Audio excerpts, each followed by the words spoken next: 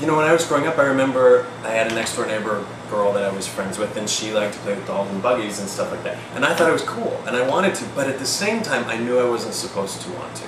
But I wanted, it was this little plastic sewing machine that was called a Sew Perfect. And I wanted one for Christmas. So I was probably like 9 years old. And so I got it, and every time I would use it, every time I would break it out, I would feel shame. Like there was something, I liked it, I loved doing it. I wanted to do it, but I knew I wasn't supposed to, so it was this weird shame thing. And I remember, maybe it was just me being sensitive to it, but I remember feeling like my dad kind of looking down on me, or almost internally rolling his eyes, on Christmas morning when I'm opening this thing. That is something that a boy isn't supposed to want. My first partner, whose name is John, he's the biggest reason for who I am today. I attribute very much of who I am emotionally, mentally, physically, everything to John and our relationship. And when I first was with him, I was living with my sister. I invited him to come up to Greeley, Colorado, where I was living. So he did, and we came up and we spent a couple days, and he met my sister. And she clearly figured things out, and she confronted me. I remember it was in the basement of her house. I was like down in kind of the lunchroom thing, and she said, "I think that John is gay and that he has you involved." Which is an interesting way to put it. He has you right? involved. He has you involved. I completely freaked out. And it threw me back into that fear of, oh my God, someone's going to figure out who I am, and I can't let that happen, so I need to jump back into the closet, and that's the solution. So I called John, and I was all in a mess, and so he had me go over to the hotel, and we sat down, and he just really talked me through. He was incredibly patient. I was an emotional disaster, frankly, when I met him. And so he had a lot of kind of mess to work with, and he just was very patient with me, and he would listen. He understands the Mormon Church very well. He understands the teachings, the doctrine, the dogma, the culture, and so we would just talk through things. And he just taught me to love myself for who I was. That kind of the bigger picture of God loves me regardless, and embraces me just as anyone else as a gay man. So that was kind of the foundation of that. We were then, like I said, 8 years together of really, in just approaching who I am, building that self-confidence, self-worth, and that self-love that I was really missing. He really taught me how to do that, to respect myself, to love myself, to love other people, to respect other people.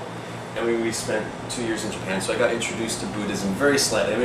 It's funny to think about how we perceive Buddhism, or how I perceive Buddhism, and how unwilling I was to even understand it. I was there for 2 years, and how important would it be to understand the culture that you're trying to convince. That it was actually something valid to believe in. Right. There's one and only true church on the face of the earth, and so everything else is just discounted. And so why even bother? All these people need to be as different. These people just need to be Mormon, and then everything will be fine. And so it was interesting going back there, especially in Thailand, opening myself up to Buddhism, the teachings, the ideology of it. And part of what spoke to me, and the reason that I got so interested in it, is just the peacefulness that seems to exist in those countries of many, many people, and a lot of poverty, and trying to understand why these people that don't have Christianity, that don't have money, that don't have these things that I found myself to put a lot of value on, could be so happy. To be okay with, I feel this way, this is something that I believe to be true, and that's contrary to maybe even what Jake believes, maybe contrary to what my parents believe. And that's okay for me to feel that way, because through my whole life I felt, oh, I'm different, I'm not the same, and so I'm wrong. And so I need to change myself, I need to change my way of thinking to be more aligned with the mass, to where then I'm right. And getting over that fear and that need to conform, and being accepting that truth is an individual thing, and that my truth is as valid as anyone else's. And it's kind of the ultimate point, I think, that I've discovered, I guess, for myself, is that if truth were universal, if there was in fact just one true answer, if our focus here is on the Mormon Church, and that's what our history is, if the Mormon Church were in fact the only true church, and if God felt that this is the only true church and everything else is wrong, then anybody who is outside of the Mormon Church would in their own right be an unhappy person. It would have to be. Otherwise, God's not doing his job in directing you to this single truth. If God is supposed to direct you to the true path, then everybody who is not Mormon and on this supposedly correct path should be unhappy.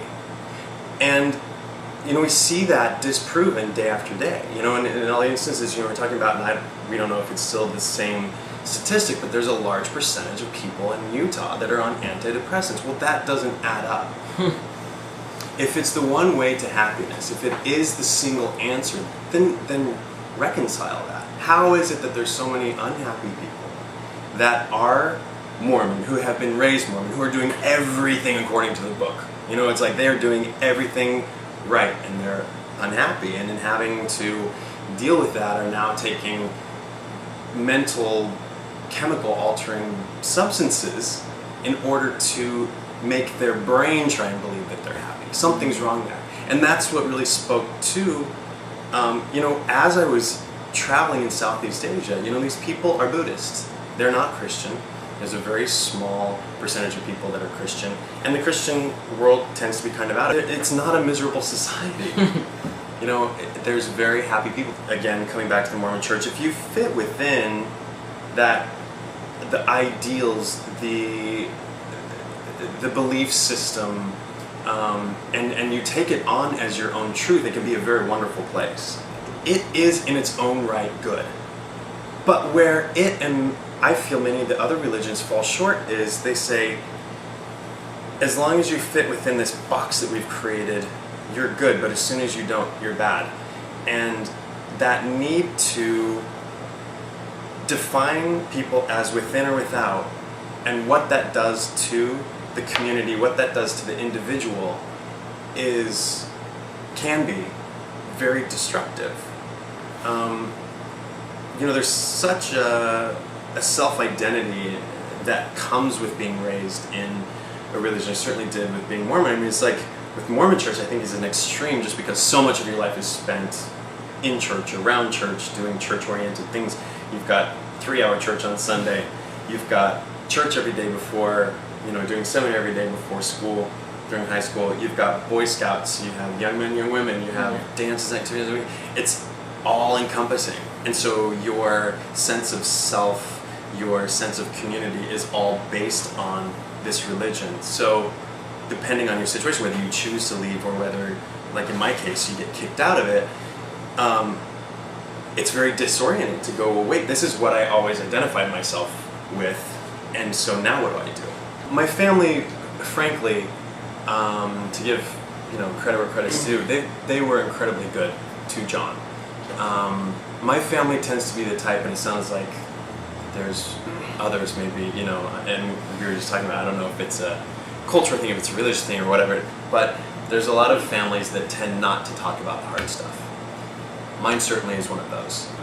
My parents, my mom was always very good.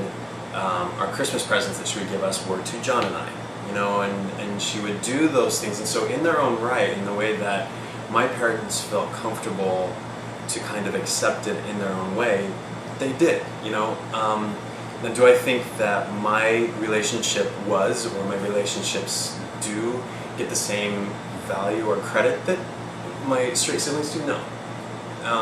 And that may never be the case, but that's not my cross to bear.